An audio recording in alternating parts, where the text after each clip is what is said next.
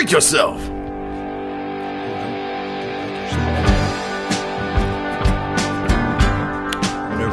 Ladies and gentlemen, boys and girls, welcome. You have arrived to the conversation that'll end all conversations. He's fucking me The up. Soulcast with your host, Woody Wood. And now, without further ado, let's get in that crazy head. Here's your You got host, drugs in that bag right there? Woody Wood. What's up? What's up? This is the third episode of the Soulcast, and I'm in the house with Joe Bone. I'm in the bathroom of the house. Joe Bone's in the house. Hey, baby. And he's got a shirt that's got a weird crinkled up right Yeah, side. it's a girly shoulder, man, Yeah. for you to cry on because Yeah. you're a bitch. Oh, yeah. I want to make sure I can. You can cuss. I can yeah. cut. Okay, 'cause that's just going to happen. Okay. Yeah, we can say whatever we want to. So, kids, please. Yes. Parents. Excuse me. Good parents. Good parents. Grab your kids and get them the hell out of the Get them room. the hell out of the room. No, but Joe Bone is my brother and my best bro and my hetero life mate. We straight up met in the gateway in the alley right before this, man. No idea what Yeah, we're doing here. he doesn't know me at all. No, but Joe's been in a bunch of bands. Tell us all the bands you've been in. All the bands I've been in, man, it goes way back, you know. Yeah, I know. No, I know. most notably, we'll go with that 420 Outback, Shotgun Opera, LIE. I was in Inside Blue, which is Little Heard, but Pat Blanchard and Adam Hadfield were in that conglomerate. And Yeah, that Inside was Blue. a lot of fun. I was 25 years old, almost twice as old as everybody else. Right? Right. You was the one that was buying them all beer business? Oh, no. No. I am not that kind of influence. All right, so now I tried the podcast a few years ago that never got released. That was a lot of fun. We need to release it, man, because I tore you up. And I had printed out a whole bunch of shit that, I was like, oh yeah, this is going to be good to talk about. Here's proof of a pterodactyl sighting or something.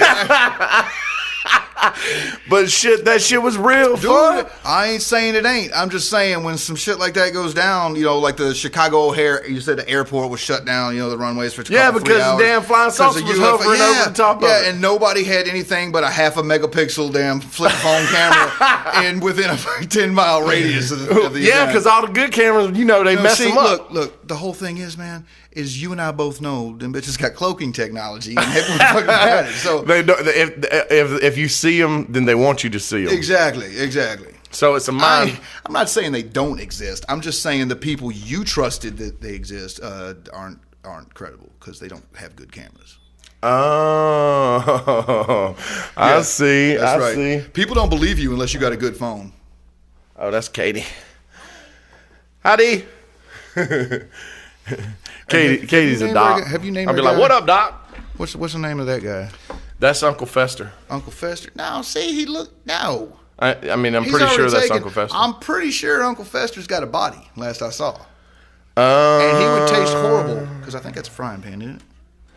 No, No, you wouldn't I fry don't know, up a maybe. green bald guy's head. maybe I don't know. I mean, I've seen on Rotten.com where they cook babies and stuff. dude, In the it pan is similar to delicious, but he's Crunchy in the middle. He's a little past the expiration date. And then that one Faces of Death where they beat the monkey in the head. Yeah, And then they eat the brains right out. This is turning real far south. All of a sudden. They beat the monkey in the head. What? You started it. I said, "What's the bald guy's name?" So you were telling me back there in the back about you had an incident with your vehicle. Oh no, it was not my vehicle. I had borrowed a vehicle from my boss's girlfriend at the time. Well, it's still his girlfriend, I guess, but I guess he's still my boss. Anyway, not important. I had borrowed the car, me and my wife, and we've been driving it for probably 3 or 4 months because I like to really, push the limit on somebody's generosity. And we went to meet my folks at a Asian buffet, and the car had been smoking for a while since we got it. Basically, he told me not to worry about it, that he had a mechanic go through it and, fix all the stuff that was really wrong with it, and the smoking probably just something left from the oil change or whatever. So we didn't think nothing of it, and I didn't think, 4 months later it's still doing that. That oil's like really not going anywhere. Right. Obviously something's leaking. But I didn't think much of it, and we got to the Asian restaurant. We get out the car, lock it up, go inside, and I may have sat down for like a minute or two. I mean, not even got my salmon skin roll up to my mouth yet. And all these Asian dudes, come running from the kitchen with fire extinguishers. Like, I think it's some kind of like dinner theater or something for a moment. And then I realized that that they're serious. Everybody in the restaurant starts getting up and walking outside. And I tell my wife, hey, baby, why don't you go out there and make sure it's not our car? And I laugh because, my car's not going to catch on fire. I'm driving on the fucking bone, dude, Right? Yeah, well, she comes back not 3 seconds later with tears in her eyes. It is our car. And my first initial reaction is, see, I started that joke. You can't try to flip it. No. And then, tears. I'm a sucker. So, and she was telling the truth. It was our car. Walk outside, man. There's flames on each side of the hood going up about 5 feet. Oh. And, it was That's a bummer. Yeah, I want to say a Pontiac or something like that. It was, older 80s model, whatever, boxy kind of car. So what do you do whenever something like that happens? Oh, you panic. You panic. Yeah. You throw your keys as far as you can. No. Right. Dude. You make absurd jokes to the firemen. I immediately called Brian, and told him what was going on. The firemen eventually got the fire out. And then, after everything from the windshield forward had burnt slap out of there, you had a block and nothing else but the frame, dude. And the chief fire dude and, whatever he's called, Mr. Fire Guy. And all those little cronies come up and they all take their coveralls off the top of them, tie them in a knot, and start smoking cigarettes, which I kind of thought was humorous myself. They just get done putting out this huge blazing car, and the first thing they want to do is breathe smoke. Well, the chief pulls out a little notebook and a pen and asks me if there's any indication, this might, would have started it. And I was like, honestly, man, it smoked a little bit here and there, but nothing really to worry about. We got here, we threw our lit cigarettes in the glove box, went inside and ate some sushi. And, dude, the look that this fire chief gave me, man, was like, I have finally found the dumbest human being on the planet, bro. And, he immediately put his book away and just walked away. And they didn't find it nearly as humorous as people that I tell later on did. But I've wanted to give the firemen some kind of payback, something, but like a thank you card? Yeah, like a Christmas card, like a high five, Yeah, it's like run through there in a tutu and giving everybody high fives. Oh, yeah, that would be a gift, wouldn't it? Videotape. Yeah, it's a gift to the world, bro. Yeah, Joe in a tutu, high fiving firemen. Oh. Hey, try to watch Knocking on the Table because coming soon. Pops through. So what have you been listening to as far as music goes lately? As far as music goes, man, I'm listening to all right, they got a song called Whore. I can't remember. Oh, that's the heavier band that you let me listen to the other day. I like that groove. Let me tell you something, man. I like that track. I will know every lyric of every album that a band makes and couldn't tell you one name of one member, and half the time get the name of the band wrong. It's something about pronouns in my mind, dude. People's names, places, stuff like that. Specific names. I skip right over in my head. I just that's not important. Right? Who discovered America? I don't know, but I can tell you when. Yeah. And I don't know, but the name of the song is Whore, and that chick is bad, dude. She brings the demons. Now that's a chick that's singing, but she sounded like she was a dude to me. She sings both the singing bits and the screaming, demon bits. Huh. Yeah, but she's a bleach blonde, Whenever you hit the table, it's gonna come through real big. Yeah, man. Yeah. I'm SOSing actually. Help, motherfucker, help! Get me out of here. I don't know why I'm here. This room's too clean. So you live in Old Town. You've been down there for a long, long time. Man, at this location, I've been down there for 10 years, actually. And how beautiful is Old Town? See, everybody wants to talk about how bad it is down there, but it's awesome. Now, I like it down there. When we moved there, we brought the property value up. Right. Okay? At this point, it's like, that's Joe Bones' truck right there. We are definitely the white trash in Old Town, man. But it's gotten a lot better. They've driven out a lot of the bad elements. I mean, you're not going to get rid of all of them. But I don't have to be afraid, that my wife's walking the dog around our house, at 8 o'clock at night or whatever. Yeah. Whereas before, I had to throw tile at people at 4 o'clock in the afternoon, screaming for cops, and none would ever show up. And what are you talking about time frame wise?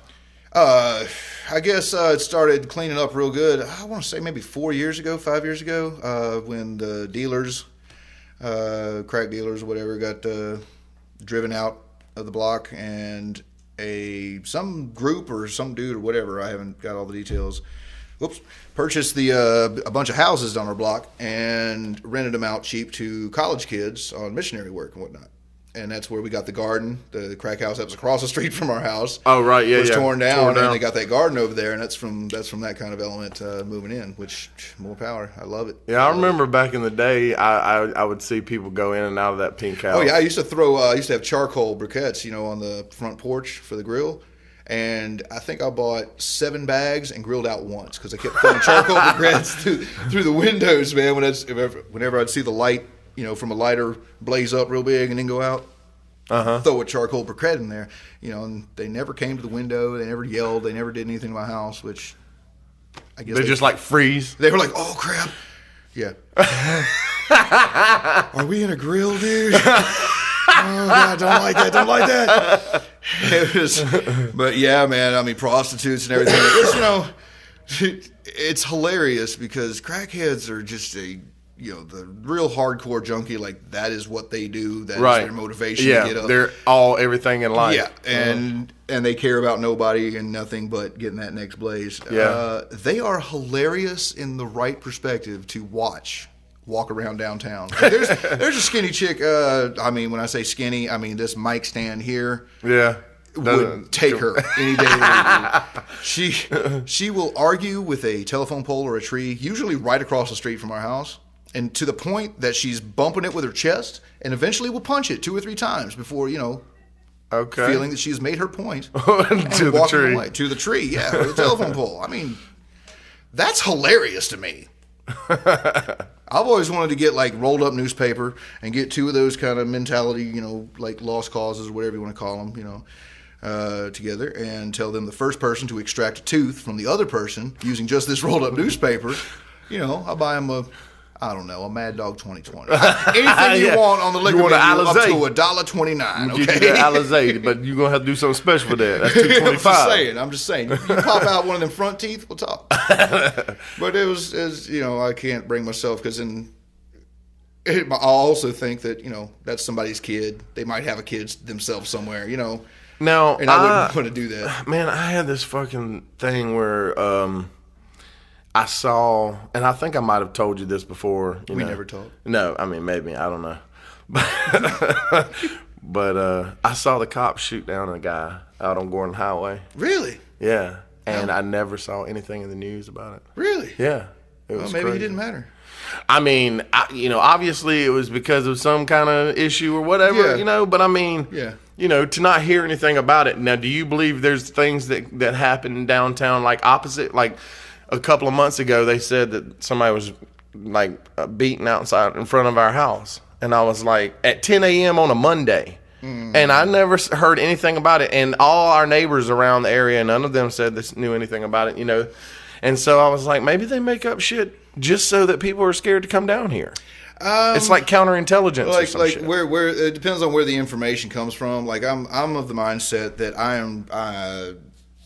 don't believe shit that I hear, man. Yeah, I mean, right on. I'll be talking to anybody. And you hear that, boys and girls? Question everything, including yourself. It's like, am I right? So true. I don't know. Maybe I'm just a vicious ass koala bear. Koala bears are adorable. Yeah. It's especially question yourself. Whenever somebody comes up and tries to counter your statement, or your claim, a lot of people want to do the buck. You want to. I'm right. No, you're wrong. I know this for a fact because I got a friend who has a friend. And that saw it one time. Saw it. I swear.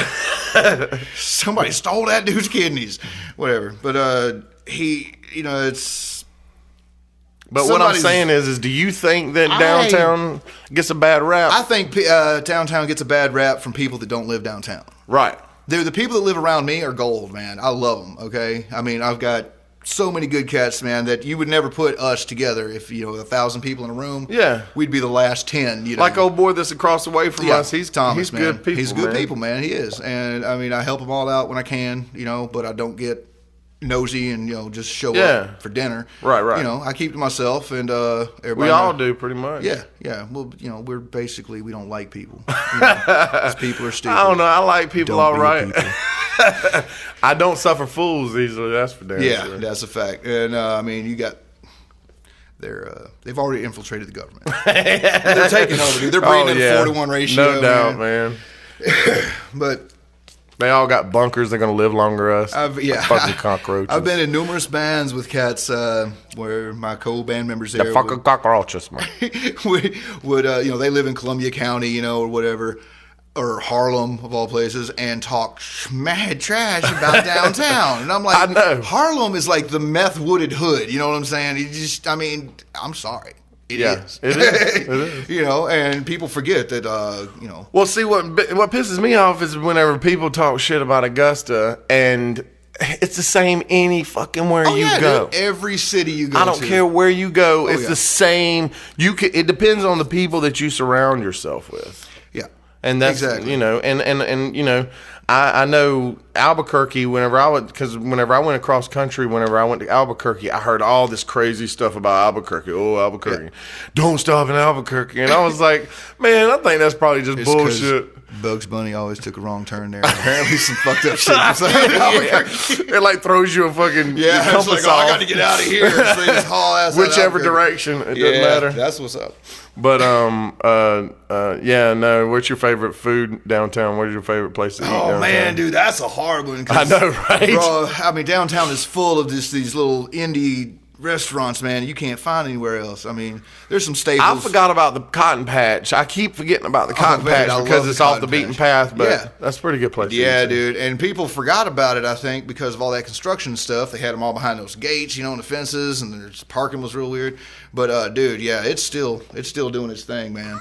And but dude, I love the Whiskey Bar and Kitchen, man. Right next to the Metro downtown, it's phenomenal. Yeah, anything you get off the menu, man, it just blows my mind. Have you eaten at Farmhouse much? Yeah, I've eaten there once, bro, and I really enjoyed it. It's a different type of ordering setup type of thing than I'm used to, but yeah, it was phenomenal. Like I tried one of the they got the milkshakes with the liquor in it. Oh yeah.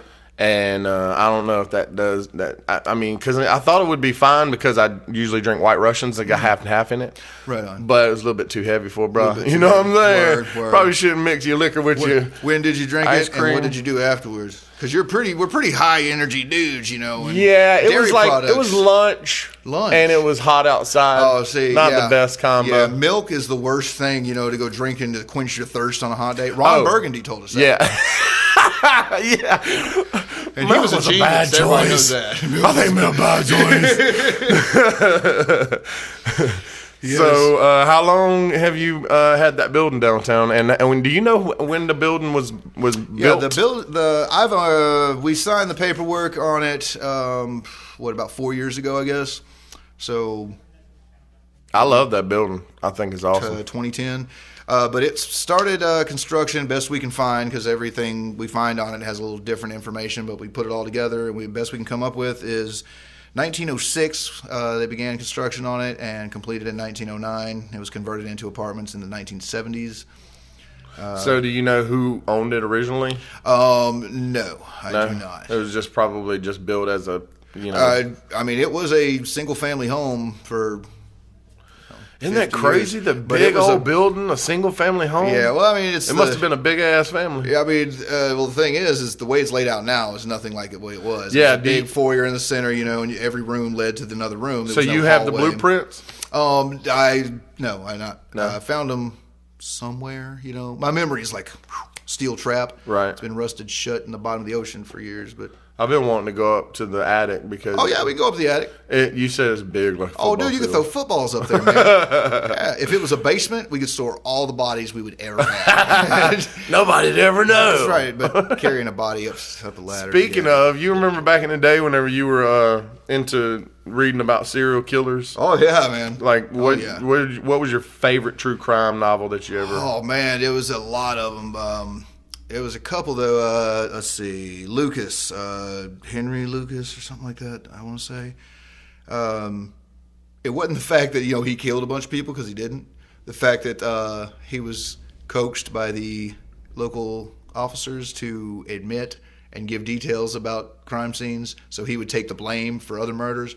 And at one point, before they caught him, found out he was lying. They said he had killed like 80-something people across the country. I just think it's funny as hell, man, because, it just points out some dirty cops in a little town, made international news, and this little, almost, cognitively challenged individual that might have murdered a few folks, just went along for the ride, just made a fool out of everybody. And I thought that was hilarious. But, you've got a lot of Gein. What's it, Richard Gein or something like that in Wisconsin? Mm-hmm. What Leatherface is based off of loosely, and what Hannibal Lecter is loosely based off of. Like, he literally had skin suits and stuff. The real fucked up people. Those are the ones I enjoyed the most. The ones that eat spleen. Yes. If they have a fruit bowl with some fingers and stuff, man, that's the guy I want to read about. I just read Keith Richards' fucking book, The Life, the biography of his. He wrote a fucking book? Yeah. It's called Life. No, I wouldn't have read that one. Okay. Fucking Life. No, but and it starts off with this crazy ass story, and they get pulled over in Texas, right? Texas. All the great stories start with you getting pulled over in Texas, and they get pulled over in Texas, and Keith's like, and we've got a fucking shitload of cocaine in the. Uncanny, man. Well, thank you. I almost come out of my headphones. That was so real. I know. You thought he was here. I did. You got starstruck. And he's like, we got a whole bunch of cocaine in the fucking panels of the door. And the whole time that they were there, they were trying to get them for like this little bit of shit that they found in the car. And the whole time they had like 4 kilos in the. They're like, please don't have a brother that did dope. Oh man, it's gonna suck. And then they end up getting out. They get their lawyers to get them out of it, right? And they how famous were they at this point? They were super famous. Okay. They were really, really famous. And they get out of it, and then they leave the car in impound and just take off. And so he's like, somewhere in Texas, there's a car full of cocaine still to this day. Them cats went to crush it, dude, and was like, holy shit, why am I so high? There's baby powder everywhere. Next car. That's okay, boss. Car's crushed. It's okay, boss. 35 hours overtime. I don't need a break. Why is my hair standing on end?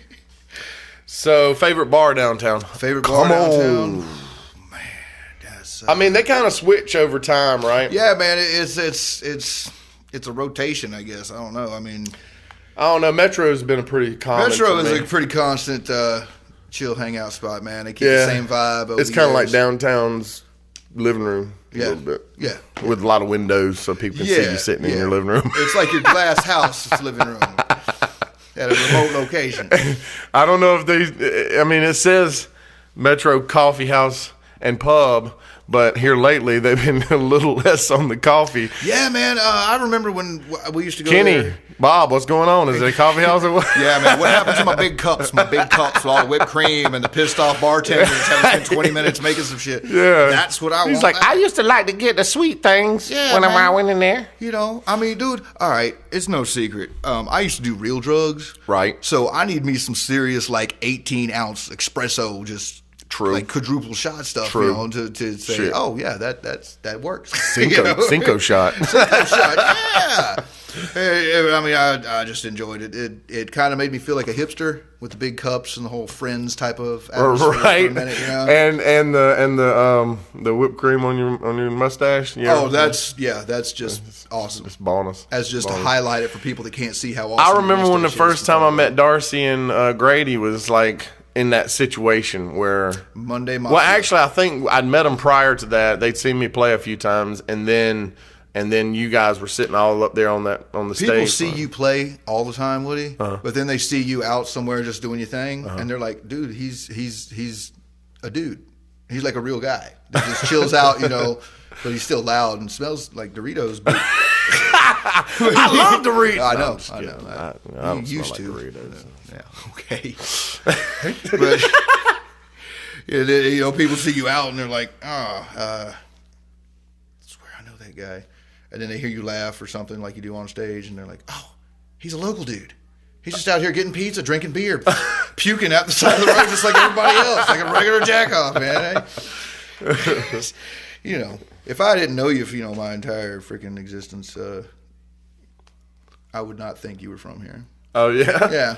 Well, that's funny because everybody asks me if I'm from here, and then they're like surprised whenever I say, You should say no and name like some foreign place, like Belize or, Kenya. That's a good one. I'm from northern Madagascar. I was actually born 3 doors down from Obama. Yeah. In Kenya. In Indonesia. In Kenya, Hawaii. In Kenya, Indonesia. In Kenya, say Hawaii, that. Walla Walla, Washington. I could be from Kissimmee, Florida. This conversation isn't so far not made 1 point. We've completed 4 sentences, I believe. Okay, now going back to what I was saying. Yeah, let's go back. That's all right. For good. Practical reasons only, of course. Do you believe in aliens? I mean, because I do. Bro, I believe in aliens, but not to the extent that some of your alien conspiracy freaks, believe in aliens. Like, I believe the government's covering up some serious crap, because the general public, let's face it, as a rule, general rule, is too stupid. They would freak out at some major shit like that. You really think so? Oh, yeah.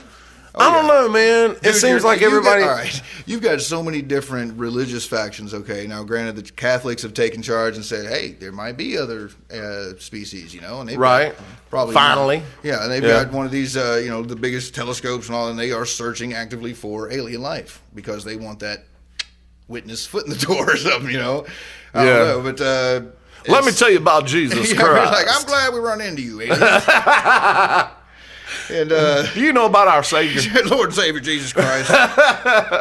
And who knows what they call him, But I just, I do believe, you get all these different religious factions, man. Then you get all the, You remember when redneck. Jason Show was talking about the fucking Robert, the black guy that dropped out in 3rd grade, didn't know how to read or write, and he fucking knows all this crazy shit about antimatter and stuff, and then he was a boxer, and then he knows how to speak all different kinds of languages, and if you write to him, he would send you this little drawing, and he would tell you about your past lives and stuff like that, and I did that. You remember? You don't remember any of that? No. And anyway, this dude was held by NASA for like 4 days, and they picked his brain, and it was like, how does he know all this crap? He knew shit that nobody was supposed to know, and he's a 3rd grade dropout from Mississippi, but he claims that what happened is that these people that the aliens, they crashed. And they were having a war with the reptilian race of people, and because reptilians are always pissed off about subterranean something. Crab people and all that. Yeah, they're all mad. See, my problem with stuff like that, bro, is the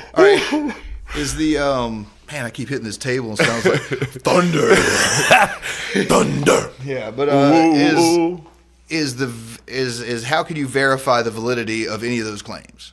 That you dropped out in the 3rd grade. Who that you trust is going to tell you, okay, these are the facts as I know them, and this is where I got them. Right. And that's why it's a fascinating story. Dude, I can tell you some fascinating stories. Tell me one. Oh yeah, dude. Tell me one.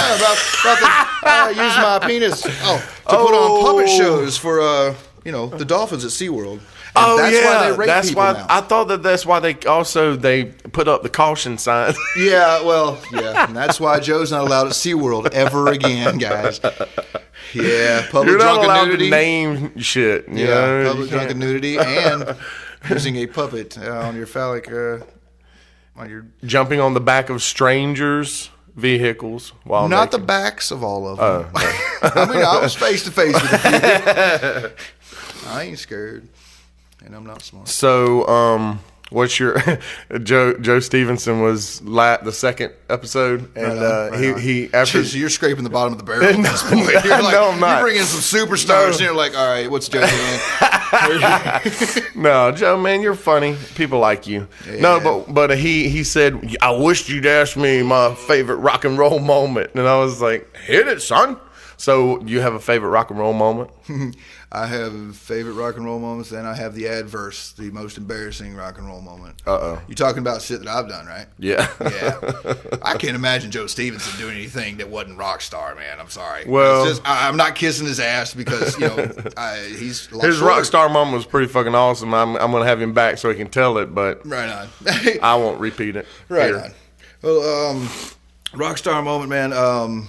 Back when the Levines owned the Crossroads, where 1102 Bar is now, they had 7 Mary 3 come and play. Now, this is like 15, 20 years after Cumbersome and By the River's Edge. Right, yeah. So, I mean, Doug brought up to the bass player, who was, one member of the band that actually sat down, drank a beer with us after setting up everything, and just had time to chill. He chilled with us. Right. And so we picked his brain about a few things. Said, you have played, everybody in 420 Outback at the time had played Cumbersome in some form or another with some other band or whatever project at some point, and it was always a staple. And he's had to play that song every gig since it came out. Yeah, 7 Mary 3 isn't going to show up to a gig and not play Cumbersome. Yeah. Okay? So quit yelling it. Right. That's the one thing they hate. Yeah. But, said, you've probably played Cumbersome more than we have played every other song that we have, all together. Do you ever just want to vomit thinking about that song?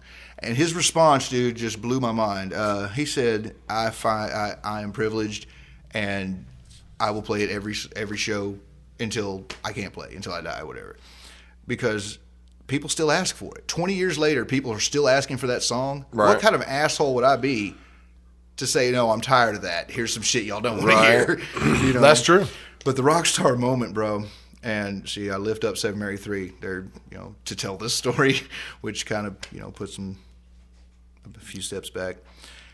We blew the breakers a few times during our set, okay? Wiring was a little screwy there, and it kept shocking my nose ring as went up to the mic. Yeah, this is fun. Well, and at one point, we were playing Foggy, I want to say. Yeah. With the chorus, Where's My Whiskey, Where's My Water? Good song. And with the breakers would trip, so you wouldn't have lyrics, you wouldn't have vocals, you wouldn't have any guitars or bass. All you'd have is drums and percussion. And from the front of the stage to the very back of the bar, past where the door is, I mean, shoulder to shoulder back, it's a big place. Yeah. Everybody was singing the lyrics. Yeah. It happened a few times during the set. And, dude, we didn't have but 1,000 CDs, and they went like in just a matter of a few weeks. It wasn't very long at all.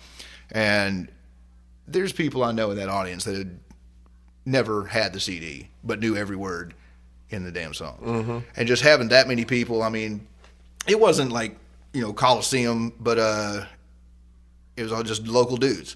When we got done playing, half the crowd left.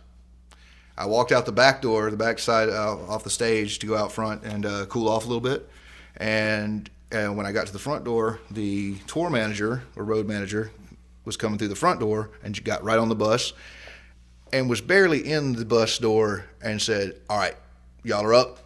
Y'all better bring some shit because them motherfuckers just blew y'all off the stage.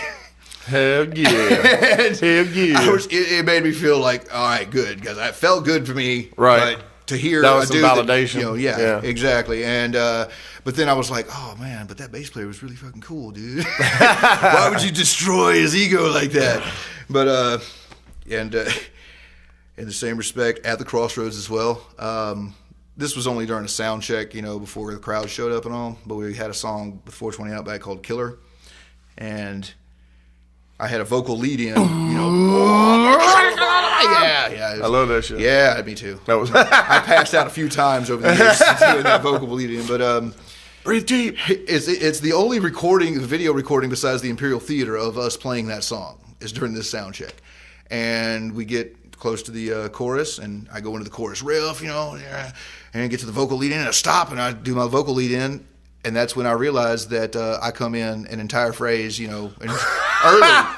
And, I mean, over top of Gabe's lyrics and everything. Oh, damn. I'm like ignoring. I'm like Ace Frehley, just I shall rearrange the song right now. Just on stage. Dude, yeah. And I was a little confused for a moment. And I looked over my shoulder at everybody. And everybody in the band's looking at me like, dude, how fucked up are you? Like, we have to play a gig tonight, man.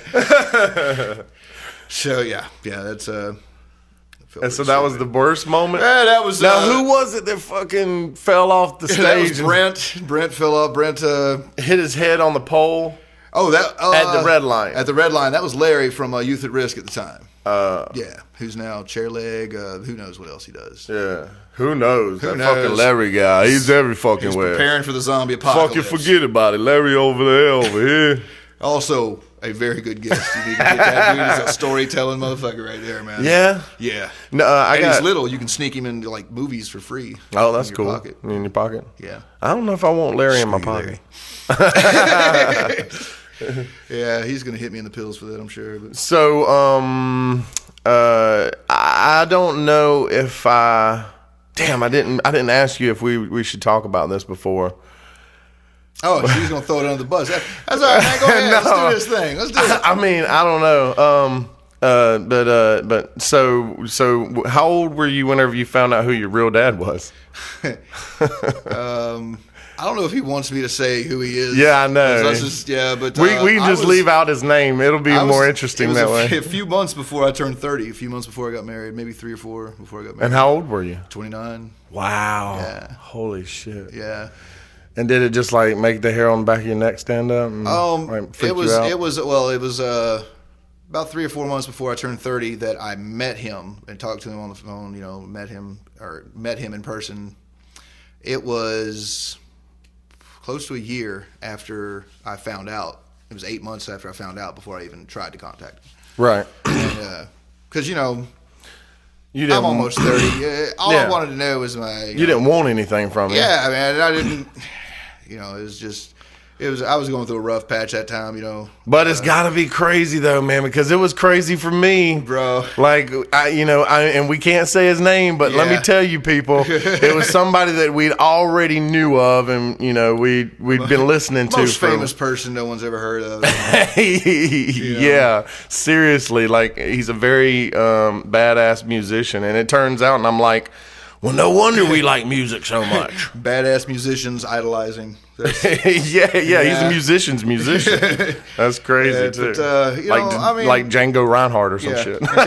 And I hear people say, when they do find out, that's where the music thing comes. Man, my mom played guitar. Yeah, and my uncle was Joe, phenomenal. Uncle Joe, phenomenal mandolin guitar. Yeah, speaking of, I just sold a couple of tracks of Uncle Joe to some. One of them was a person in Switzerland, and then one of them was a person in Florida. Right on.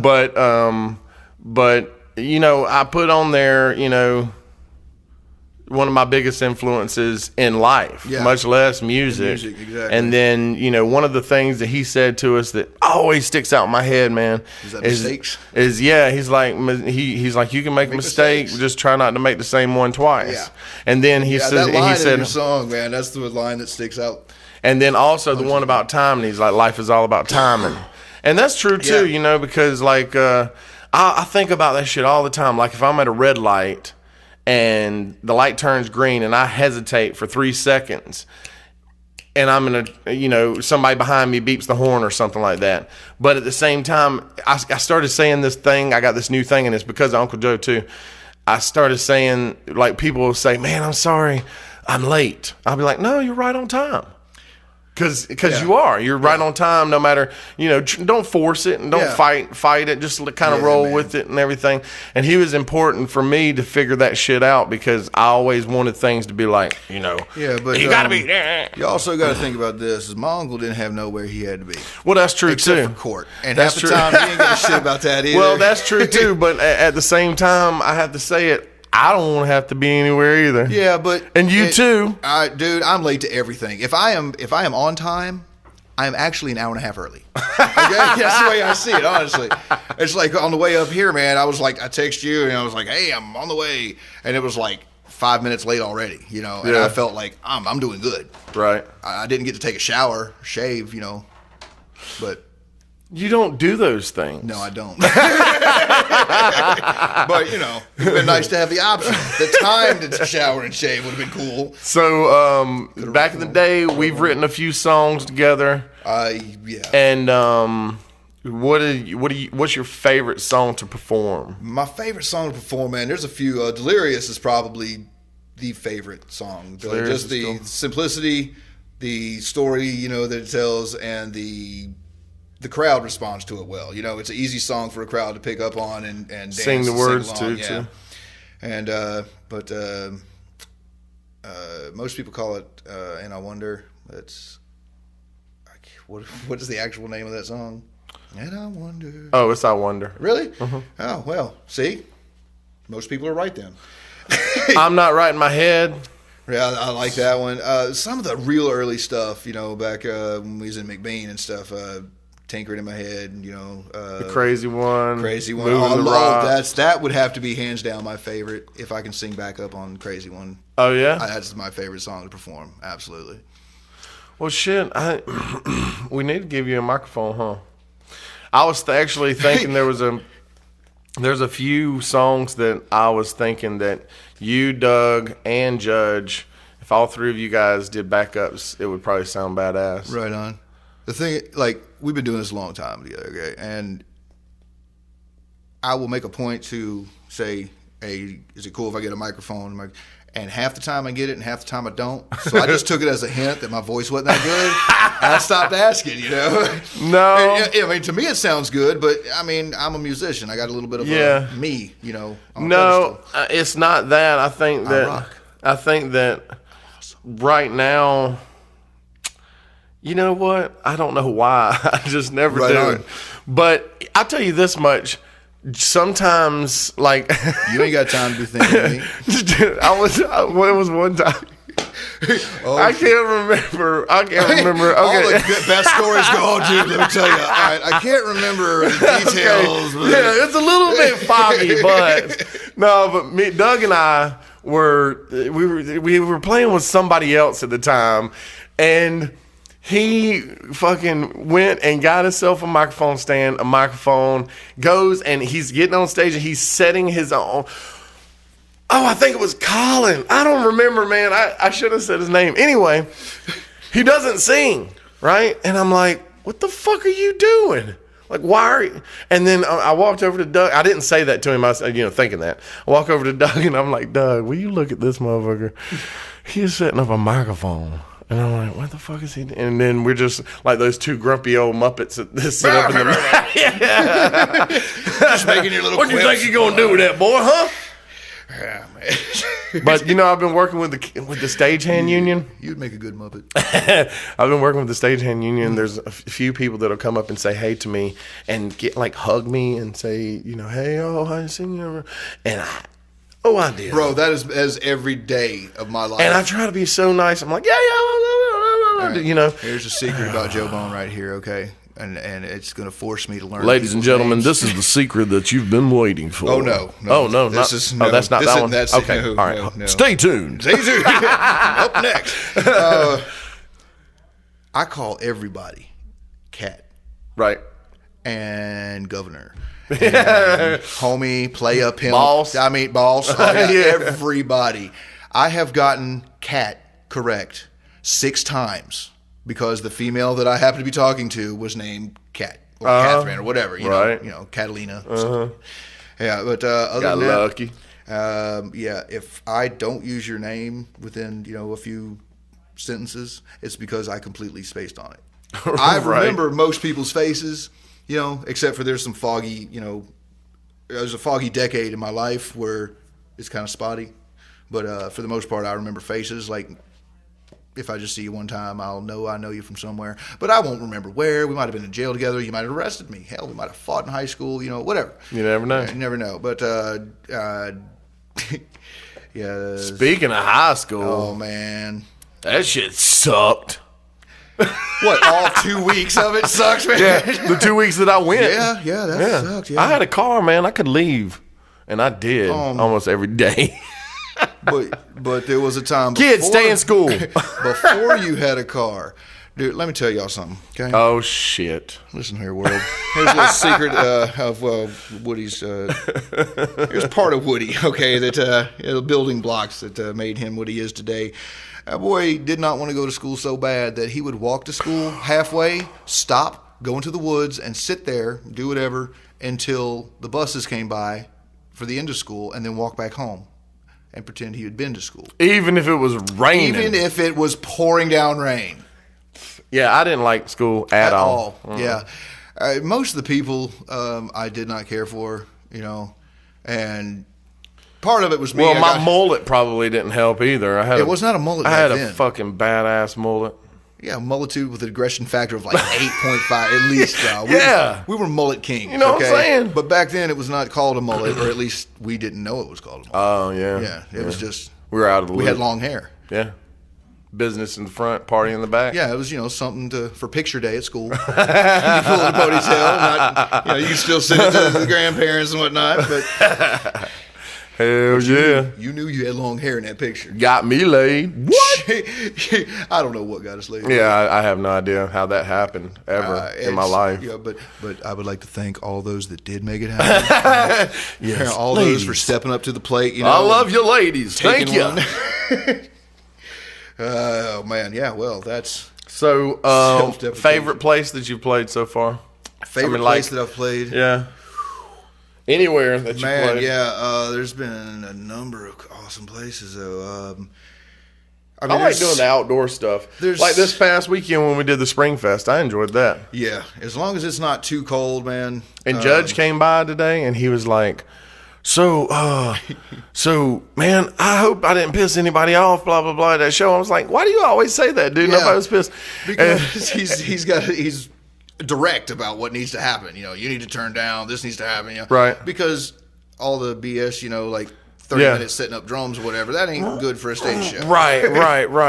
Well, yeah, I know. And that was partly my fault, too, because honestly, the minute Adam said something about, I'm hungover, I should have said, all right, well, let's go ahead and get your cymbals set up so we can just hand them up on the stage. Yeah, I fucked up on that. Well, you said something like, we can go ahead and start getting stuff set up so we can just throw it on stage. Yeah. Adam was like, all right, we'll do it in a minute. And, of course, a minute to a musician is like, okay, so we're not going to do that. Like, okay, so that's out the window. You'll be lucky if we do that, motherfucker. Right on. Okay, so we're not going to do it. All right, cool. So I'm just going to chill for the rest of the time that I'm here. And it's not on purpose, man. I was just I'm really determined to stay in the moment. Yeah. And so, exactly. the minute that passed by, I was like, oh, I'm enjoying myself. Butterfly. Look at that. Look That's at cool. that. Shiny, happy people holding hands. Get out right now. This interview is over. Stand in the... No? Get done. Oh, man, come on. You don't like REM? I mean, I like REM, dude. Why? I like REM. Why? But you like them doing REM, not me doing it? Yeah. No, I don't like that song, Stand. Oh, you don't? No. What about Shiny Happy People? No, I hate that. And Friday I'm in Love by the Cure. It's in my positive playlist. Anything by the Cure makes me angry. I will punch you in full. I will track down people you What's really your favorite admire. band? My favorite band? Of all the times. Dude. I've seen Slipknot a number of times, man. I got to say that they do an amazing job with the whole theatrics. And I mean, everything about them, man. They put on a show. They put on a show. And it seems like during the 10 minutes of every concert I've been to, he I felt like he was talking directly to me, like he had been in my life, and was thanking me for taking the time out of my day or whatever to come. Right. And it really sounds sincere. I mean, whether it's... He touched you on a personal note. Hey, yeah, it made me pink part swollen. What?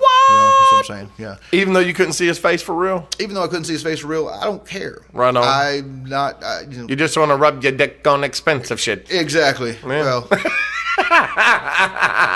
Maybe before he got all bulked up and looked like the Hulk. Oh, yeah. That's not so sexy. Yeah, no, it's in steroids. Obviously, we're not involved with that at all. Yeah, no.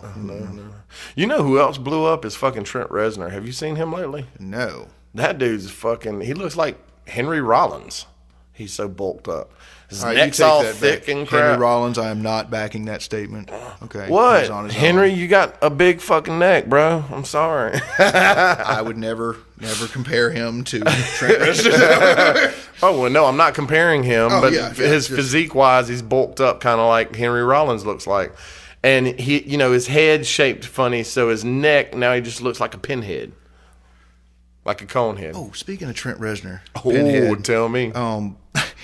A friend of my wife, she's grown up with, had a cassette tape. Okay? Oh, I thought you were going to say had an affair with that motherfucker. Oh, no. Damn. I can make some shit up. No. It'd be an awesome story. Now, go ahead with the real shit. And it is some of Trent Reznor's like early bootleg, early crap, dude. Yeah. And, dude, I'm telling you, it sounds like bubblegum electronica, dude. Yeah. It is horrid. Well, that's what fucking Kurt Cobain said about him. He was like, man, his music would be genius if he just actually play an instrument, Yeah.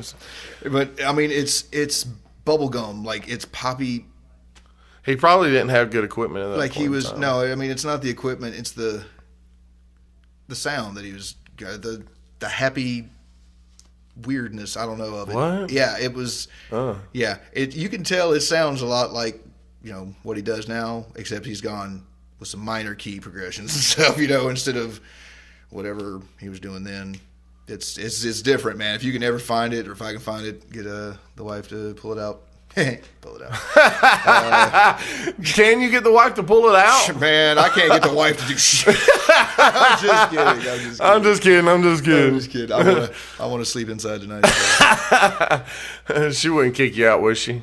So you sleep in the van. I mean, we don't argue a whole lot, but she has threatened to leave a number of times. I'm surprised. I mean, in April, man, just less than a month now, we'll be married 10 years. Whoa. Yeah, I know, man, but it feels like 5 minutes. I swear to with God. With your head shoved underwater. Where you come up with this? That's awesome. Man, that's from a very elderly Morgan! Whoop, whoop. I try to get Morgan to come and talk on the microphone, but he don't like you. He's a behind-the-scenes guy, and I talk too much to have another dude over here. That's right. Take up none of my talking time. I'm saying, dude, I got a story to tell. Shoot. So where you want to eat after we get done with the podcast? I don't know. Let's take a caller. Caller? Oh wait, this is. Wake up, son. Wake up. But man, I was thinking about that exact same thing on the way over here, but I took a route that did not go down Broad Street. But I don't know. I was thinking whiskey, man, because I'm really into their burgers and stuff, and I know how you love a good, thick, juicy, fatty burger. You're funny. Oh, man. Dude. Actually, it's crazy because the other night, I call myself a pescatarian, but I'm really a social omnivore. Dude, you're just trying to eat healthy. That's all I'm doing. Trying to put a label on it. I'm not. You to that, okay, that's true. Yeah. But a social omnivore kind of leaves me open. If somebody invites me over to their house to eat, I can just eat whatever the fuck they're having. Yeah, you don't have to be a dick and go, all you have is I don't chicken? Eat that. I'm sorry. I'm sorry. Do you have any halibut? I'm sorry, do you have any perch? Any perch? Cod. Some cod. Cod, even. Halibut. People that eat fish are snooty British people? Yeah, they got bad teeth. Oh, well. Fish and chips, motherfucker. Right, fish and chips. Fish and chips apparently rot your teeth out. Oh, how about this? The other day, after I did the podcast, these guys came in to do a rap song. Right. Because this is the studio, and sometimes we be doing rap songs. Yeah, well. And they needed a rock and roll guy to sing a hook. And Morgan was like, well, there's your dude right there. And he was like, oh, man, you'll do it. And I was like, yeah, I'll do it. And then he's like, how much you charge us? And I was like, I'll do it for free. And he's like, you heard it here first. Oh shit, no, I ain't doing shit for free all the time. Timing was right, people's timing was right. You got to pay me. Hello. $50 around the world, $30. $50 around the world, girl. What? No, but I knocked it out the park, dog. If I say so myself. Yeah. But it was the first line is, I always been a certain type of nigga, and they're like, oh, if you want to change the nigga part, you can go ahead and say, y'all wrote it. I'm gonna sing what y'all wrote. And I was like, that's bullshit. I'm gonna do, and it says nigga a few times in it. And then I'm in the booth, right, and I'm doing my thing, and I could hear them through the headphones, and they're like, oh shit, I knew that motherfucker was one of us. Oh shit, I knew he was black. I knew he was. Dude, I was like, awesome. That's messed up, man. That's awesome. But whenever I was in Washington, I got that same shit. I met like 2 black people. Wow. And they're like, you're from where? And I was like, Georgia. And they was like, oh shit, you black. Yeah. And I was like, just because I'm from Georgia. I was like, there's a lot of white people from Georgia that. Oh, yeah. And you know what I love is Dave Chappelle, whenever he came through, he was like, he summed it up. And I was like, why the hell didn't I think of that? He said, that Augusta is the whitest place in the world because of the Masters, and it's the blackest place in the world because of James Brown. Yeah. I was like, oh, shit, that is genius. And whenever you go somewhere and you mention that you're from Augusta, most of the time you'll get a response about one of those 2 events, or one of those 2 entities, the Masters or James Brown. Mm-hmm. And I love it whenever I'm like New Orleans loves James Brown. We've got James Brown stories. Anybody who's been around long enough, and gotten into the seedy underbelly of Augusta. That's right. Met that man. Oh yeah, you met him. You might have not known you met him, but you met him. He was there. But the golf thing, man, I'm not a fan of golf. I've been on a driving range one time. It was kind of cool. I could think of things I would rather do with my time. I mean, it's pretty. I'm not knocking golf. I mean, you're an adult, do what you want to do. Yeah, bro. chase a little white ball around. Yeah, man, a little dimply ball whatever, around. I don't know what the fuck's wrong with you. You never will. It's just not my thing, man. But, dude, if somebody finds out you're from Augusta and you're out of town, man, and they are a golf fan, you can't talk about nothing else to them cats, man. Yep, that's what I'm talking about. Oh, Lord. And they don't understand. Well, guess what? We're getting close to a fucking hour. Can you believe that shit already? Oh yeah, dude. We are random as hell, dude. We've been spattering bull crap for. Well, this is what the beautiful thing about this is because you got to come more often because I want to have a different co-host every week. Although last week was the only time I've had a co-host. Stuart Rayburn was here. Thank you, Stuart Rayburn. $30 up front, $50 around the world, man. You got me. That's what I'm talking about. See, he's trying to charge me to be a co-host, and but what we can do is you can come back and we can continue with the randomness. Yeah, we can just start talking about our day and see where it goes. But if you want people to get in touch with you, how would they do it? Like if you wanted people to send you really, really rude remarks about how you acted on the podcast. Oh man, totally. Hit up my Facebook. It's Woody Wood. There's like 40 other people I wanted to name right there, but I really don't like them, and that would actually come back on me. I think. Bite you in the ass. Yeah, whatever. Well, do you think that the autopsy videos of the alien Area 50 is real? All right, like if you could just back up and say that again. All right, have you seen the autopsy videos with the aliens? I've seen. They're real. Yeah, they're real. All right, 1940s. What gives me validity in that is what was the? All right, Nixon, I believe, was the president, and he brought. Andy Rooney is the name that comes to mind, but I don't think that's it. I can't remember. He brought a celebrity, a fucking Hollywood actor or whatever, into Area 51. And by this actor's account, he laid eyes on aliens. No shit? Yeah. Damn. And that is the most, I don't know, real, trustworthy or, outside the government influence, like like the last few presidents we've had have all said, while they were, campaigning that they're curious to know the real story, the truth about aliens and life outside of Earth. And he gets into, if I'm elected presidency, I'm going to do everything within my power to, and they've been stonewalled, and no matter how curious and all they are, they aren't shown any information, like it doesn't exist, and are told the same thing everybody else is told. There is a book called UFOs, Generals, Pilots, and it's by Leslie Kean. Now, this book, I've got it on audiobook here, and I'm looking at it. Yeah, because you couldn't remember all this. I couldn't remember it. I really couldn't. Go ahead. But I didn't want to, say, there's a book. I can't remember who the fuck, blah, blah, blah. That's all my conversation. Leslie Kean, yeah, man. It's called Generals, Pilots, and Other Important People, Anyway, these people are people that, wouldn't lie about that shit. And why would they? They're retired. Yeah. They're living their life. They don't need all that crap. And they're like, look, this is what happened to me. And it's individual accounts of different, really accredited people saying this is what happened to me. There's a show, I want to say Discovery Channel or something, the Warehouse 1 or something like that. Warehouse 13? No, it's not fiction. It's supposedly it's people within each of these organizations have leaked information out, and documentation. Whistleblowers. And it's Warehouse something or whatever. It's just look it up. GDS that, man. Okay. And but it's got witness accounts, with when you're digging tunnels or whatever, you got these big tunneling, like tractors that tunnel under the ground or whatever, and kept hitting something like reinforced, poured barrier or whatever, so they couldn't get any further in the earth for whatever tunnel they were digging for or whatever. And so the guy, gets in a cage and he's lowered down into this void to see what's up and sees what he says he has come to be told are large grays. And he's got 4 of his fingers chopped off right there at his knuckle.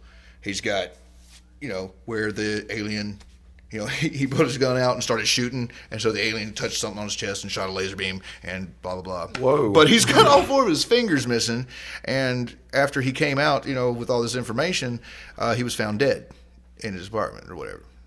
And coincidence? It could be. I believe coincidences happen all the time. But, there's got to be something about his fingers getting chopped off. I mean, there's a medical something. He didn't chop them off at work and then hide it until he got, right. Yeah, that's true. That's true. And he's got, huge scars up his chest and everything, and it screwed him up pretty bad. And all I know is what's on that documentary, or that Warehouse 1 or whatever it's called, or this. Well, anything's possible, right? Oh, one point I wanted to make. Okay, go ahead and handle that business. All right. The whole Area 51 thing, when they said, it's alien spacecraft has crashed. Oh, it's a weather balloon. Oh, it's this. Roswell, son. All right, now check this out, okay? Believe it. That happens all the time in news media. They want to get a story out. They get some information, whether how credible or not, and they spit it out to the public. When the flight had crashed and they said we have the names of it's been fairly recently, have the names of the pilots and the passengers on board. It was like 6 people. And it was like some Ting Wong. And the news agency released and spoke these names out loud as the people that were on the plane. Where they got this information from, they didn't verify it or even say the words out loud because they would have known. And 9/11. They were grabbing any idiot, crazy New Yorker off the street, bag ladies or whoever. And Building 7, people. Building 7. Whatever information they wanted to tell, the camera, that was the news for the next 12 seconds, until the next person said, whatever their theory was, and that was a fact. Man, that was crazy. So, it's like whenever the Challenger blew up, they show that little clip of footage over and over and over. But you can't take what the media tells and then changes up. You can't take that and make a conspiracy out of it. It's just dumb people throwing information out there before they know all the facts. True. That's true. But there's also people that were still alive from when that incident happened. That, like, one of them was the general that was first on the scene. His son, he brought back some. That's right, Fester. He brought back some debris, and he had this piece of fucking. It looked like aluminum foil. He crushed it up, and then it was all crunched up, right? And then it just went right back out to flat. And he was like, I ain't never seen nothing like it before. And they had these little I-beams with like hieroglyphs on it, or hieroglyphs, you know. And so I was like, well, you know, why would the little kid lie? And then why would the general lie? Kids lie because they But we could be in the Matrix, and all this could be like. God. I'm serious. All right, not a Matrix, man, but a multiverse. I'll agree with the multiverse, but Matrix is the same thing as a multiverse. No, it's like we're inside of a computer program, a biological computer, maybe, but I refuse to believe that, you know, there's some dude there. Well, isn't that just what our brains are, as a biological computer? Well, yeah, but when you say Matrix, but somebody can flip a switch and turn us off. That's just dumb. I don't know. I know this is it. You don't know, see? So yeah. It's true. Oh, that's some real. All right, so about 45 minutes ago, you said we had been doing this for an hour? No. Now, all of a sudden, 5 minutes seems like 45 minutes. Really? Dude, have you ever been around you very long? Man, I don't like 5 minutes. You heard me say that. I love you, Woody. Listen to you. Okay, so tell the people how they can get in touch with you. Oh, they can touch me wherever. He likes that, like Boy George. Yeah. Do you really want to hurt me? I'm Joe Bone. Pretty much Twitter, I'm Joe Bone what? JOBONE. Warning. That's right, You'll never be the same. And email listening to the show at the Soulcast at mail.com. We'll see you next week. Peace be unto you. No.